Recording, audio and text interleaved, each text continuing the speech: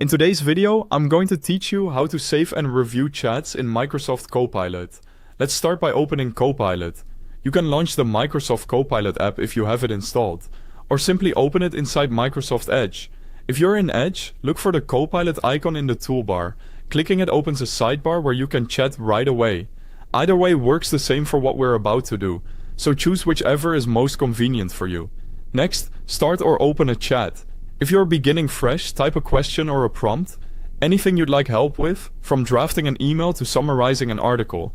If you already have conversations going, you can reopen one to pick up where you left off, as the key here is just to engage with Copilot, so there's something to save and review. Quick note before we continue. If you need Copilot, I've placed the download link for the app and the website link right at the top of the description. Grab whichever you prefer so you can follow along. Now, saving your chat is effortless because Copilot automatically saves your conversations. There's nothing extra you need to press. The one thing to double check is that you're signed in to your account. Being signed in ensures your chats are stored with your profile, so they're available whenever you come back, even on another device. You can confirm this by looking for your account icon. If you're not signed in, take a moment to do that so your chat history is preserved. When you're ready to review past conversations, open your chat history. Look for the history icon, often shown as a small clock, and click it. This opens a list of your recent chats. If you don't see the clock, go to My Conversations. You'll find the same list there.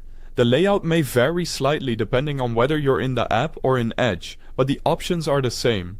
To review a conversation, click any saved chat from that list.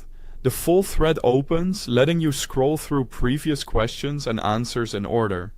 This view is helpful when you want to revisit instructions, copy a response, or continue the discussion.